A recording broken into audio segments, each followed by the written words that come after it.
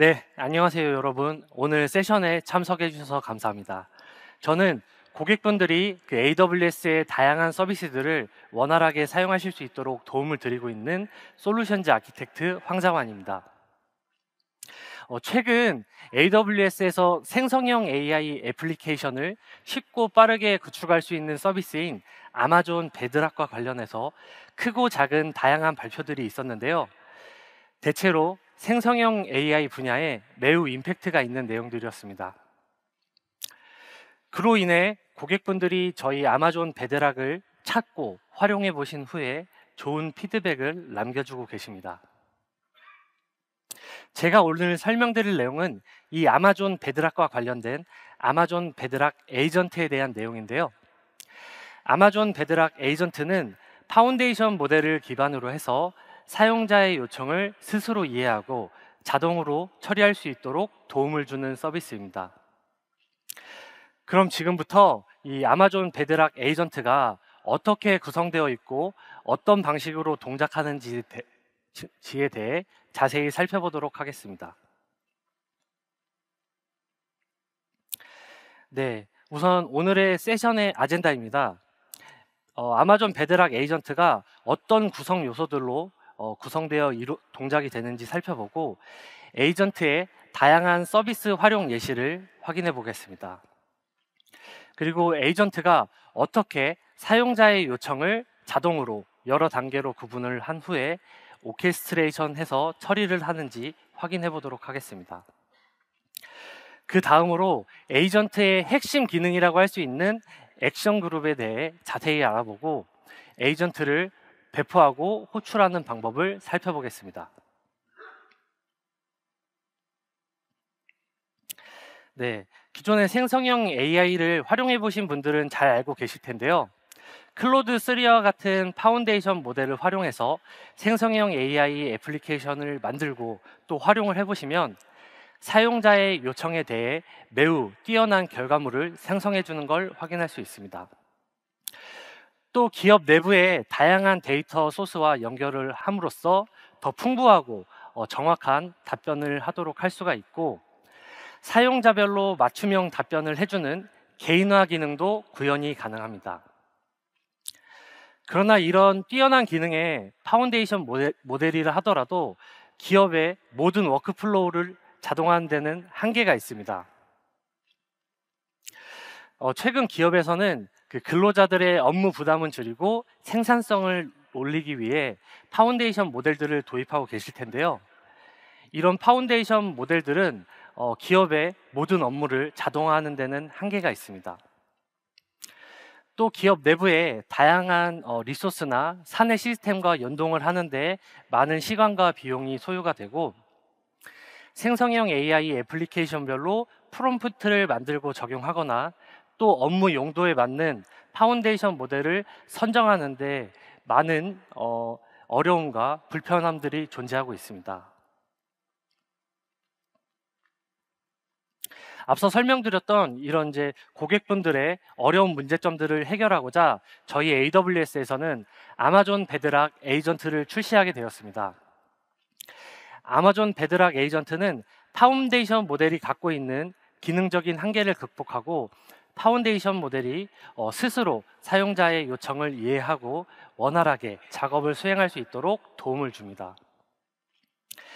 아마존 베드락 에이전트는 자연어 기반으로 사용자의 요청을 입력받아서 연쇄적 사고 프롬프팅을 통해 맞춤형 프롬프트를 생성하게 됩니다.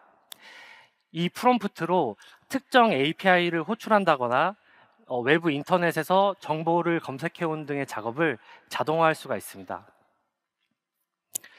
이런 아마존 베드락 에이전트의 모든 기능들은 AWS의 강력한 보안 환경 속에서 비공개적으로 수행되기 때문에 엔터프라이즈 비즈니스 환경에서도 안전하게 적용이 가능합니다. 아마존 베드락 에이전트는 사용자의 요청을 스스로 여러 단계로 이렇게 구분을 한 후에 자동으로 오케스트레이션해서 처리를 해주는 뛰어난 능력을 가지고 있습니다. 그리고 사용자가 쉽게 사용할 수 있도록 하는 AI 어시스턴트의 구축이나 배포를 간소화시켜 줍니다. 그리고 AWS의 다양한 보안 서비스들을 활용해서 기업의 데이터나 API에 대한 높은 보안 액세스 환경을 제공해 드리고 있습니다. 그리고 기존에 사용하고 계시던 자바나 파이썬 같은 다양한 프로그래밍 언어를 그대로 활용하셔서 에이전트의 동작 방식이나 액션을 쉽게 정의하실 수가 있습니다. 그리고 앞서 설명드린 이 모든 것들을 쉽게 사용하실 수 있도록 완전 관리형의 인프라 환경을 제공해 드립니다. 그럼 지금부터는 이 아마존 베드락 에이전트가 어떤 구성 요소들로 구성이 되어 있고 어떻게 유기적으로 동작이 되는지에 대해 자세히 살펴보도록 하겠습니다. 에이전트는 기본적으로 파운데이션 모델을 기반으로 해서 지침과 액션 그룹 그리고 지식 저장소로 구성을 할 수가 있습니다. 지침은 에이전트가 동작하는 목적을 정의하는 인스트럭션입니다. 에이전트가 수행하는 각 작업의 단계별로 이 지침을 정의하고 설정할 수가 있습니다. 액션 그룹은 에이전트가 람다 함수를 호출해서 수행하게 될 액션을 정의하게 됩니다. 특정 API를 호출한다거나 외부 인터넷에서 정보를 검색하는 등의 업무를 수행할 수 있습니다. 마지막으로 지식 저장소는 파운데이션 모델에 기본적으로 포함되어 있지 않는 다양한 데이터들을 추가로 저장함으로써 에이전트가 사용자의 요청을 분석하고 이해하는 데 도움을 줄 수 있도록 동작이 됩니다. 그럼 지금부터 간단한 예시를 통해 이 에이전트가 어떻게 동작이 되는지 살펴보도록 하겠습니다. 사용자가 에이전트를 통해 이런 요청을 하게 되면 에이전트는 사용자의 그 요청 내용과 그 지침을 기반으로 지식 저장소를 검색하게 됩니다. 그래서 사용자의 요청 내용을 분석하고 이해한 후에 이게 단순히 그 지식 저장소에서 출력이 가능한 내용의 데이터라고 하면 바로 답변을 주고, 그렇지 않고 특정한 액션이 필요한 작업이다 하면은 거기에 맞는 액션 그룹을 호출하고 거기에 맞는 작업을 수행한 후에 그 결과물을 반환해 주는 식으로 동작이 됩니다. 에이전트는 기본적으로 하나 이상의 지침이 필요한데요. 지침 안에는 에이전트의 목적에 따라서 여러 가지 동작을 정의하실 수가 있습니다. 지금 보이시는 이 에이전트는 사용자의 그 농담에는 반응을 하지만 그 밖에 요청 사항들에 대해서는 반응을 하지 않도록 이렇게 구현을 한 에이전트의 예시입니다. 네, 이번에는 하나의 지침과 그 지식 저장소를 활용해서 만든 에이전트에 대한 예시를 살펴보겠습니다.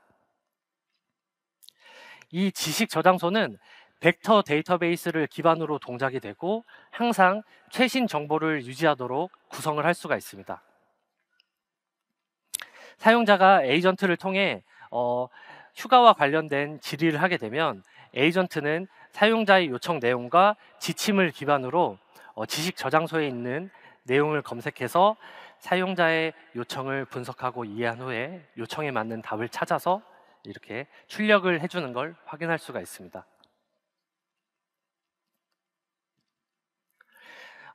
이번 예시는 하나의 지침과 두 개의 액션 그룹이 동작되는 그런 예시를 한번 확인해 보겠습니다. 첫 번째 액션 그룹은 미팅의 내용을 스스로 정리를 해서 액션 아이템을 도출해주는 그런 역할을 수행하게 되고요. 두 번째 액션 그룹은 구성원의 메일 주소를 조회해서 첫 번째 액션 그룹에서 나온 그 결과물을 메일로 발송해주는 그런 역할을 수행하게 됩니다. 사용자가 에이전트를 통해 이 액션 아이템을 정리해주라는 이런 요청을 하게 되면 에이전트는 사용자의 요청 내용을 이해하고 분석해서 요청에 맞는 미팅 정리 액션 그룹을 호출하고 작업을 수행합니다. 그리고 그 결과를 이렇게 반환을 해주게 되는 식으로 동작이 됩니다. 근데 지금 화면엔 나와 있지 않지만 사실 에이전트는 이 각각의 액션 그룹들이 어떻게 동작이 되고 어떤 결과를 낼 수 있는지를 스스로 인지를 하고 있습니다. 그렇기 때문에 여러 가지 액션이 필요한 그런 요청이 들어온다 하더라도 에이전트는 그 요청에 맞는 액션 그룹을 호출하고 작업을 수행한 후에 원활하게 결과를 이렇게 회신해 주는 걸 확인할 수가 있습니다. 네, 그럼 마지막으로 그 지침과 그 액션 그룹, 지식 저장소를 모두 결합해서 구성한 에이전트의 예시입니다. 사용자가 일반적으로 질문을 할 수 있는 그 휴가와 관련된 간단한 질의를 했을 경우에 에이전트는 사용자의 요청과 지침 내용을 기반으로 지식 저장소를 검색하고 사용자의 요청을 분석하고 이해하기 시작합니다. 그리고 분석된 내용을 기반으로 특정한 액션이 없이 그냥 답변이 가능한 내용이면 바로 그냥 이렇게 답변을 출력해 주는 걸 확인할 수 있습니다.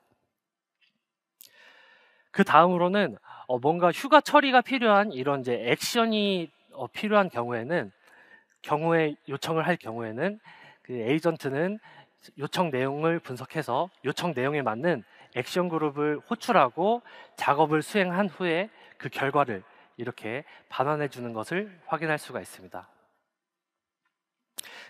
지금까지 설명드린 예시처럼 이 아마존 베드락 에이전트는 기존의 파운데이션 모델만으로는 처리가 불가능했던 다양한 워크플로우들을 자동화하고 이렇게 오케스트레이션해서 처리를 할 수 있음을 확인해 보았습니다.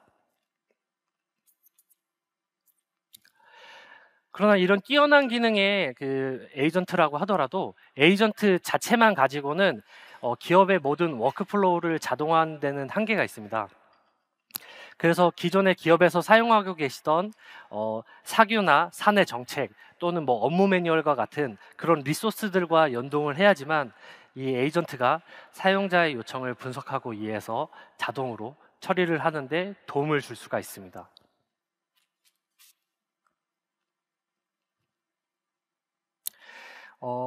저희 AWS는 언제나 그 보안을 항상 최우선으로 생각을 하고 서비스를 제공해 드리고 있는데요. 이 아마존 베드락 에이전트 또한 다른 서비스들과 마찬가지로 높은 수준의 보안 환경 속에서 서비스를 제공해 드리고 있습니다.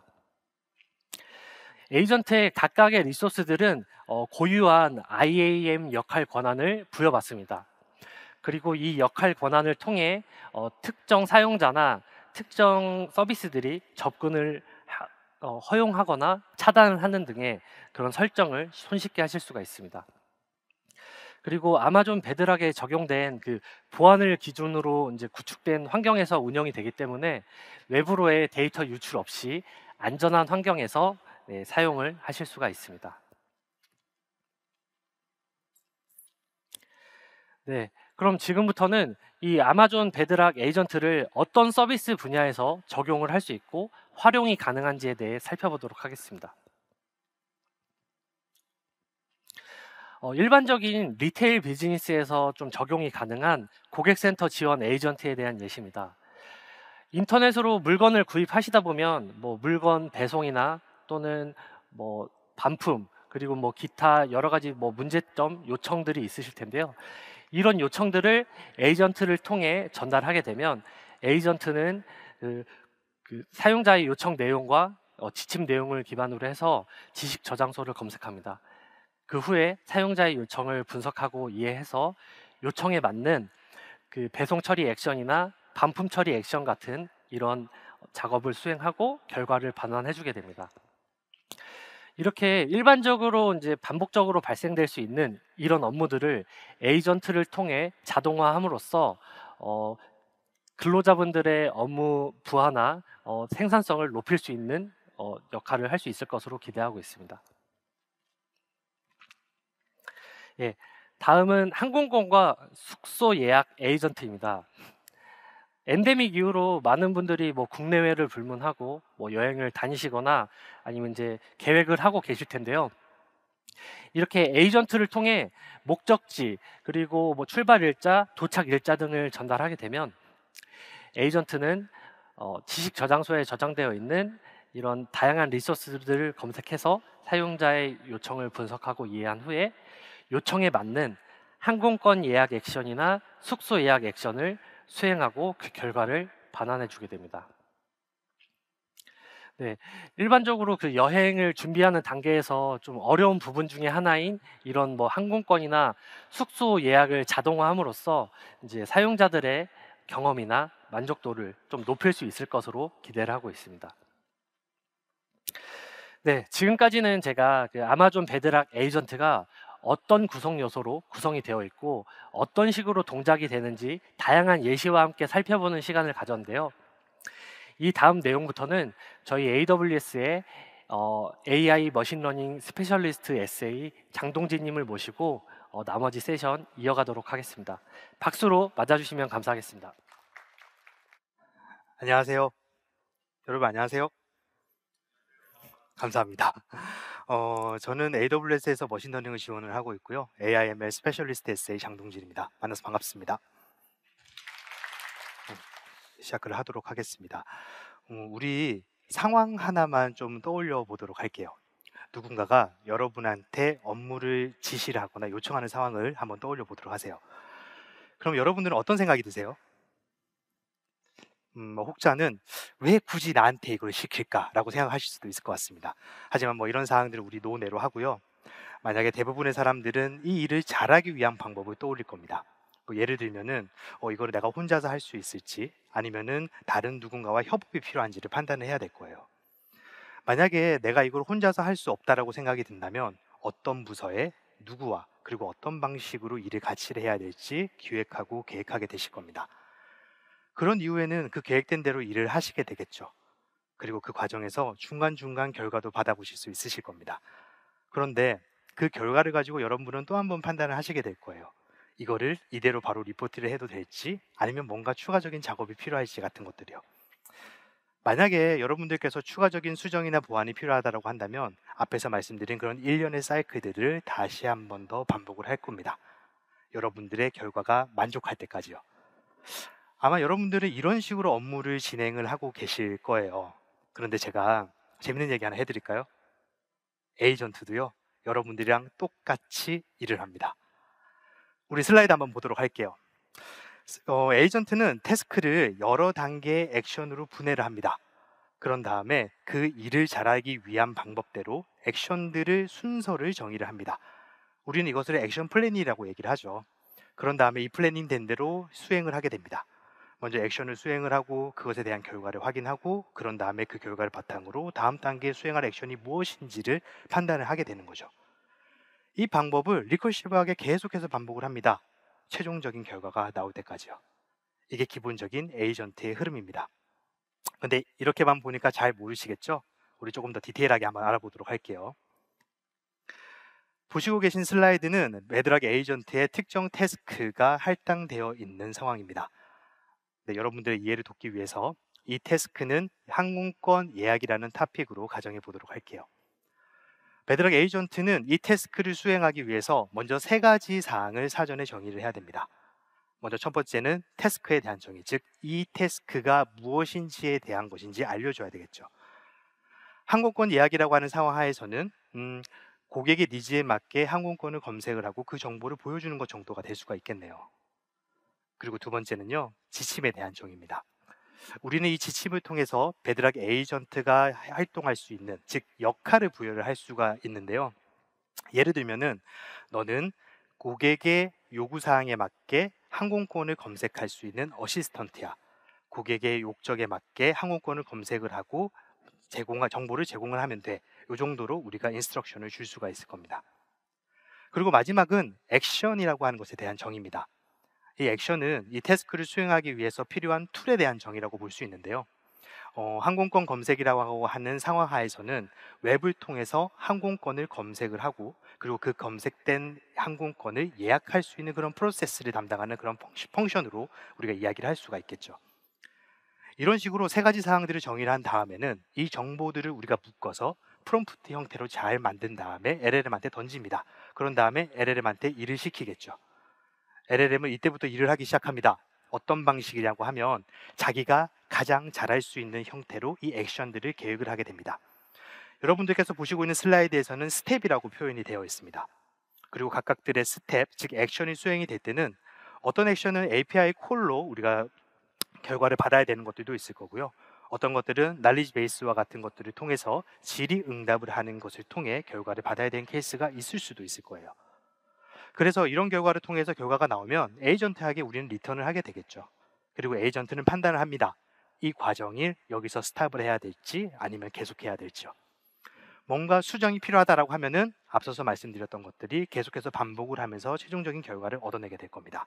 이것이 바로 오케스트레이션이라고 얘기할 수 있는 에이전트의 흐름입니다. 자, 그렇다면 지금부터는 이 베드락 에이전트의 오케스트레이션이 실질적으로 어떻게 적용될 수 있는지 우리 데모를 한번 보도록 할게요. 데모는요, 여행 플래너의 항공 검색편입니다. 보도록 할게요. 저는 에이전트에게 이렇게 질문할 겁니다. 2024년 5월에 인천에 출발하고 다낭을 도착하는 비행편을 알아봐 달라고 얘기를 합니다. 그랬더니 에이전트는 이런 식으로 얘기를 합니다. 출발 날짜가 언제지? 라고 얘기를 하죠. 그래서 저는 5월 17일이라고 다시 얘기를 합니다. 그랬더니 돌아오는 날짜도 알려달라고 답을 줍니다. 저는 그래서 3일 뒤에 돌아올 거다라고 인풋을 줍니다. 그랬더니 에이전트는 이 인풋을 받고 생각을 하게 됩니다. 그래서 다음과 같은 결과를 내보게 되죠. 5월 17일 인천 출발 다낭 도착 가장 저렴한 항공권은 V항공사고요. 편도로 2시간 20분 정도가 소요된다고 해요. 그리고 이것은 2024년 5월 20일 출발하고 나서 3일 뒤에 있는 날짜에서도 비행편이 있다라고 얘기합니다. 근데 저는 이걸로 만족을 할 수가 없었어요. 다른 항공편이 있는지를 검색을 요청을 했었어요. 그랬더니 에이전트는 당연히 있대요. V항공사도 있고요. T항공사, E항공사, A항공사도 있다. 그런데 V항공사가 제일 저렴하대요. 그래서 다른 항공사에 대한 정보를 원하시면은 뭐 정보를 참고해 달라라는 식으로 정보를 제공하고 있습니다.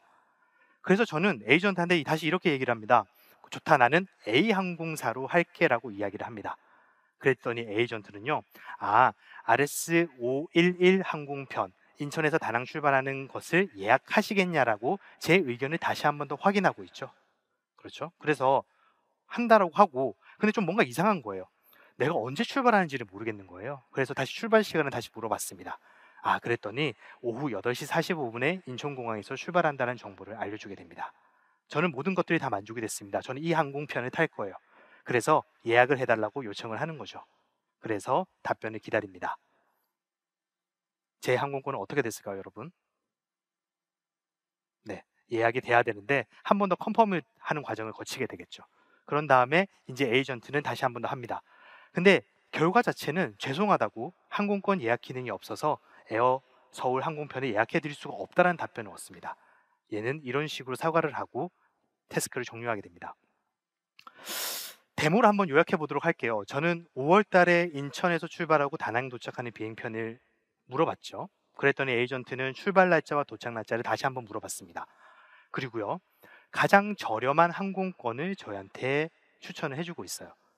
그리고 마지막으로 제가 예약해달라는 저의 요청에 대해서 나는 예약 기능이 없다라는 식으로 거절을 하면서 마무리하고 있습니다. 여러분, 얘가 왜 이런 행동을 하는지 궁금하지 않으십니까? 우리 그 부분에 대해서 한번 살펴보도록 할게요. 가장 먼저 알아야 되는 사항은 체인 오브 소트라고 하는 COT입니다.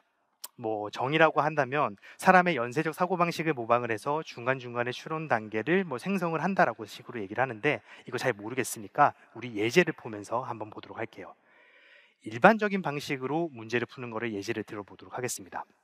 여러분들 퓨샷 뭐 이런 거 아시죠? 어떤 식으로 문제를 풀어라는 가이드를 주는 문제인데요. 제가 이렇게 가이드를 할 겁니다. 동진이는 테니스공 5개를 가지고 있고, 그리고 테니스공 2캔을 샀어. 그리고 캔에는 공 3개씩 들어있으니까 동진이는 공을 총 몇 개 가지고 있을까라는 질문을 하고, 이거를 문제를 어떻게 풀라고 하면은 그냥 답만 11개라고 딱 줍니다. 그런 다음에 실제 내가 궁금한 질문을 하게 되는 거죠. 장환이는 사과 23개를 가지고 있고 20개를 점심에 먹고 6개를 더 샀어. 그러면 현재 지금 몇 개가 있을까라고 물어본 다음에 답을 얻습니다. 그러면 얘는 우리가 줬던 가이드대로 답만 띡 얘기할 겁니다. 27개라고요. 근데 그게 답이 맞으면 정말 상관이 없는데 틀린 대답을 하는 거예요. 그래서 우리는요, 요거를 COT 방식으로 다시 한번 바꿔서 풀어볼 겁니다. 동일한 질문입니다. 하지만 푸는 방법을 다르게 가이드할 겁니다. 동진이는 처음에 공 5개가 있고 공 3개가 들어있는 캔이 2개가 있으니까 총 6개의 공을 산 거야. 그러니까 5 더하기 6은 11, 즉 정답은 11개야 라는 식으로 뭔가 일을 쪼개서 하는 방식대로 가이드를 줬습니다. 그런 다음에 똑같은 질문을 똑같은 질문을 내는 거죠. 그랬더니 같은 방식으로 문제를 풀기 시작합니다. 정한이는 사과 23개로 시작을 하고 점심에는 20개를 먹었으니까 23-20은 3개. 그리고 6개를 더 샀으니까 3 더하기 6은 9. 그래서 답은 9개야. 이제서야 제대로 된 대답을 하고 있네요. 그렇죠? 이런 식으로 연쇄적으로 뭔가 일을 쪼개서 하는 게 COT다라고 볼 수가 있고 에이전트의 가장 핵심이 되는 기술입니다. 그 다음, 이 오케스트레이션이 그럼 실질적으로 어떤 식으로 적용이 되는지 예시를 통해서 알아보도록 할게요. 우리는 항공권을 검색하고 정보를 제공하고 있는 태스크를 가정해 보도록 하겠습니다. 에이전트는 문제를 풀기 위해서 이런 4단계로 일을 쪼개가지고 생각을 한다라고 해요. 그러면 각각의 것들을 한번 알아보도록 할까요? 첫 번째는 질문에 대한 분류입니다. 즉, 이 에이전트가 가지고 있는 툴로서 내가 문제를 풀 수 있는지를 판단을 하는 거예요. 지금 우리 태스크가 항공권에 대한 검색을 지원하는 거잖아요. 근데 만약 유저가 선박에 대한 거 혹은 기차에 대한 걸 물어봤어요. 그럼 이 에이전트가 일을 제대로 할 수 있을까요? 못할 거잖아요. 그렇죠? 이 문제를 발라내겠다라는 거예요. 자, 우리 아까 잠깐 다시 데모로 넘어가 볼까요? 항공권 예약을 해달라 그랬어요. 그랬더니 걔가 뭐라 그랬죠? 못한다 그랬어요. 왜냐하면 저는 데모를 구성할 때 항공권 예약에 대한 펑션은 정의하지 않았거든요. 그게 이 기능 때문입니다. 다시 우리 슬라이드로 넘어가 볼게요. 여기서는 우리가 풀 수 있는 문제를 유저들이 냈다라고 가정을 해볼게요. 자, 그랬더니 이건 내가 풀 수 있는 거고 그제서야 항공검색 에이전트를 실행시켜야 되겠다는 생각을 하게 됩니다. 그래서 에이전트가 실행을 하게 되는 거죠. 그래서 유저가 질문을 합니다. 2024년 5월에 비행편을 알아봐 달라고요. 그랬더니 에이전트는 다시 생각을 합니다. 출발 날짜가 없네? 내가 물어봐야 되겠다라고 생각을 하는 거죠. 그래서 정보를 재확인할 수 있는 툴을 실행을 시킵니다.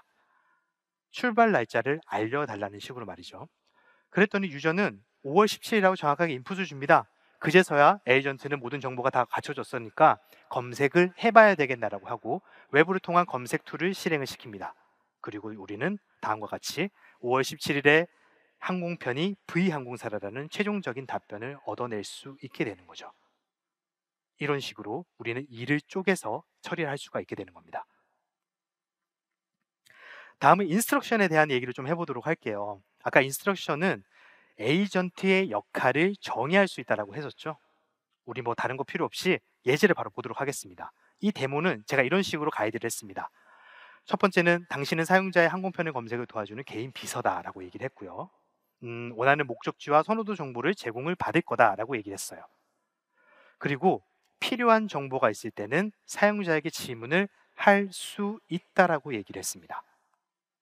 그리고 최저가의 항공편을 예약해달라고 했어요. 그리고 모든 것에는 사용자의 컨펌을 받으라고 얘기를 합니다. 그리고 마지막으로는 한글로 답변해달라고 했어요. 어떠세요, 여러분? 에이전트가 왜 모르는 정보에 대해서는 다시 물어봤고, 왜 제일 저렴한 V라는 항공사를 제안을 했고, 그리고 뭔가 확인을 다음 단계로 넘어갈 때마다 컨펌 과정을 거치는지 이해가 조금 되시나요? 우리가 이런 식으로 지침을 통해서 에이전트를 컨트롤할 수가 있게 되는 겁니다. 내가 컨트롤할 수 없는 시스템은 내 시스템이 아니잖아요. 그렇죠? 아무리 자동화 시스템이라 하더라도. 그래서 우리는 이걸 통해서 컨트롤할 수 있다고 얘기를 할 수 있을 것 같아요. 다음은 에이전트 오케스트레이션의 투명성입니다. 그 첫 번째는 툴에 대한 내용인데요. 아까 제가 툴에 대해서는 태스크를 수행하기 위해서 필요한 펑션 혹은 액션이다라고 말씀을 드렸어요. 펑션이다 보니까 당연히 파라미터들이 필요하겠죠. 그래서 그 파라미터들을 우리가 명확하게 알고 있어야 얘네들이 어떤 액션을 하는지 알 수 있습니다. 예시를 한번 보도록 할게요. 우리는 첫 번째로 웹을 통한 항공권 검색 툴이라는 것들을 가지고 있습니다. 그리고 얘네들에 대한 파라미터들은 출발지에 대한 아이디, 도착지에 대한 아이디, 그리고 출발 날짜, 도착 날짜, 얘네들을 파라미터로 갖고 있어야 항공권을 검색을 할 수 있게 되는 거예요. 자, 근데 아까 처음에 제가 5월달 출발 날짜만 출발 날짜는 말하지 않았어요. 달만 얘기하고. 근데 항공권 검색을 하려고 하면 출발 일자가 있어야 되잖아요. 도착 일자가 있어야 되잖아요. 그랬더니 걔가 다시 한번 물어봤던 겁니다. 그래서 우리는 우리가 구성하고 있는 툴들이 어떻게 구성되어 있는 것들인지 이 트래킹 할 수 있는 이 로깅 창에서 투명하게 볼 수 있어야 컨트롤을 할 수 있는 거죠. 다른 예시도 한번 보여드릴까요? 필요한 정보를 다시 한번 물어볼 수 있는 액션도 필요할 겁니다. 그리고 여기에는 파라미터가 사용자에게 대해서 물어볼 질문을 파라미터로 가지고 있는 거죠. 그래서 다시 한번 정의를 하면 사전 정의된 툴들과 활용되는 파라미터를 통해서 우리는 좀 더 투명하게 이 에이전트에 대한 내용을 알 수 있다는 것을 말씀드리고 싶습니다. 다음은 트래킹입니다.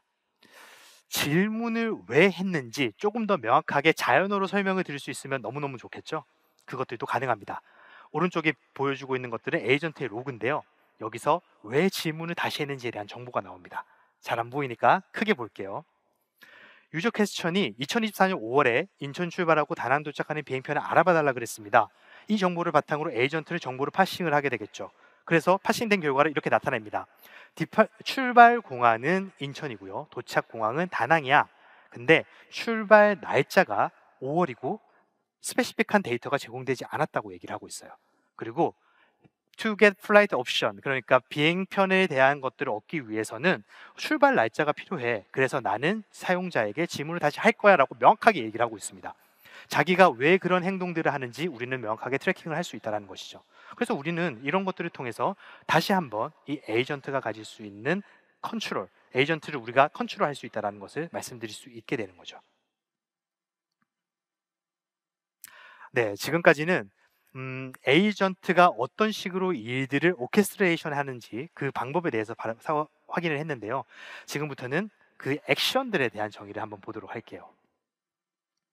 액션을 정의하기 위해서는 크게 세 가지 항목이 필요합니다. 먼저 첫 번째는 액션 그룹에 대한 설명이고요. 그리고 두 번째는 어떠한 펑션을 실행시켜야 되는지 그 펑션에 대한 API 스키마입니다. 뭐 작업 이름, 입력 매개 변수, 데이터 유형 이런 것들이 될 수 있겠죠. 그리고 나머지 한 가지는 람다 펑션입니다. 이것은 여러분들의 실제 비즈니스 로직이 수행이 되는 것으로서 로직을 여러분들께서 짜실 수 있는 거잖아요. 그런 것들을 실제로 코딩하는 곳이 이 람다 펑션에 들어간다고 보시면 돼요. 그래서 이 그룹의 사용 예시를 좀 보게 되면요. 가정을 이메일 보내기, 팀원에 대한 목록 가져오기 오기 정도라고 우리가 이 예시를 한번 해보도록 하겠습니다. 그러면은 이런 식으로 스키마를 작성할 수 있습니다. 샌드 이메일 같은 경우는 어떤 식으로 우리가 세팅을 할지, 그 다음에 get 아이템을 어떻게 세팅을 할지를 여기서 이런 식으로 정의를 할 수 있고요. 그 다음에 람다 펑션 같은 경우는 받아오는 이벤트에 대해서 뭐 각각의 이벤트 타입별로 어떠한 펑션을 수행시키고 그것에 대한 그 논리적인 연산이 들어가 있는 것을 확인할 수 있습니다. 근데 여러분, 이거 어렵지 않습니까? API 스키마 그냥 코드로 막 정리하려고 하니까 어렵지 않으세요? 람다 펑션도 마찬가지죠. 쉽다 해놓고 코드 들어가니까 되게 어려운 것 같잖아요. 그죠? AWS는 이런 여러분들을 도와드릴 수 있습니다. 여러분들 QR코드로 한번 접근 한번 해보시겠어요? 제가 5을 기다리도록 하겠습니다.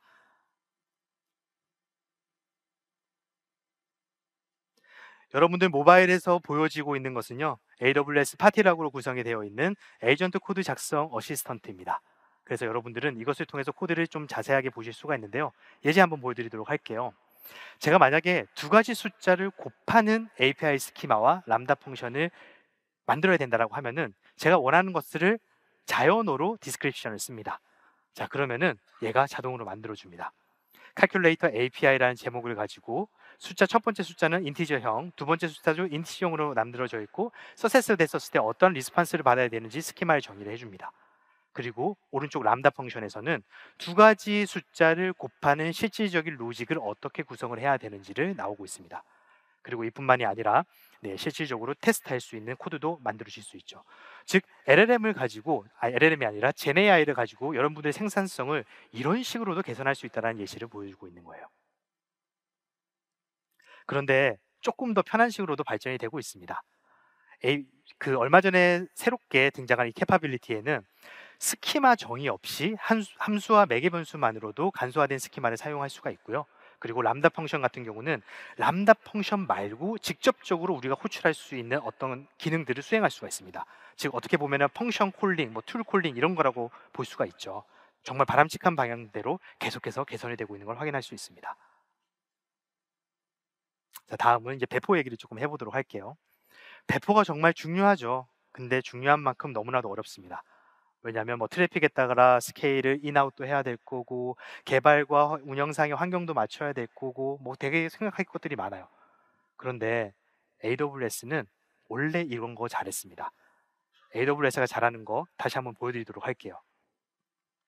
여러분들은 에이전트 빌더가 되실 겁니다. 그리고 저희가 제공했던 SDK를 통해서 에이전트 드래프트를 만드실 거고, 이거를 그냥 배포를 하시면 됩니다. 그리고 배포된 앱들은 사용자 에이전트의 고객 앱을 통해서 접근이 가능하고, 실제 이벤트가 되었었을 때 이 배포된 에이전트에 짜여진 시나리오대로 수행이 될 겁니다. 즉 에이전트 배포를 위해서는 새로운 알리오스와 버전만 있으면 되는 거고요. 이런 것들을 통해서 우리가 여러 개의 에이전트를 쉽게 할 수 있는 부분이죠. 배포는 AWS가 원래 잘하는 영역이었습니다. 여러분들도 많이 활용하고 있으실 거예요. 그 영역 그대로 에이전트에 적용됐다고 보시면 이해가 빠르실 겁니다. 그래서 그리고 그뿐만이 아니라 SDK로 에이전트를 쉽게 호출할 수도 있습니다. 여기 보시는 것처럼 에이전트를 호출을 할 때는 인풋 텍스트와 그리고 에이전트 ID, 에이전트 알리어스 ID로 구성이 되어 있는데요. 보시는 것처럼 에이전트 ID와 알리어스만 바꾸면은 동일한 형태의 포맷으로 여러 개의 에이전트를 동시에 컨트롤할 수 있습니다. 여러분들이 에이전트 자동화를 할 때는 에이전트 하나만 가지고 못하는 케이스들이 있을 거예요. 근데 그때마다 뭔가 호출하는 포맷이 다르다고 하면은 너무나 복잡하잖아요. 그래서 이런 식으로 우리는 동일한 포맷으로 여러 개의 멀티 에이전트를 컨트롤할 수 있습니다. 그 다음은 스트림 응답 처리도 가능합니다. 여러분 너무 잘 알고 계시죠? 우리 흔히들 쿼리를 날렸었을 때 다다다다다다다 이렇게 글자가 찍히죠. 그 이유가 뭡니까? 처음으로 그 문장이 다 완성될 때까지 기다리면 여러분들의 기다리는 시간이 너무나 길어지는 것 같으니까, 그렇죠? 처음에 완성된 것들부터 먼저 줌으로 해서 사용성을 개선시키는 거잖아요. 그런 의미로 사용을 하고 있는 거고, 그런 것들도 여기서 지원이 된다는 것을 확인할 수 있습니다. 구축과 배포에도 이 API를 제공을 하고 있습니다. 그래서 개발할 때만 쓰이는 것이 아니라 다른 여러 가지 포인트에 대해서도 저희가 API를 제공하고 있으니까 여러분들은 손쉽게 SDK로 개발하실 수가 있고요. 그뿐만이 아니라 날리지 데이터베이스, 그러니까 레그라고 하는 방법이 있죠. 그렇게 뭔가 질의응답을 할 때 사용되는 이 날리지 베이스도 우리가 API를 통합을 해놨습니다. 그래서 손쉽게 활용을 하실 수가 있습니다. 여러분들 집중하시느라 힘드셨죠? 저희 조금만 더 힘내보도록 할게요.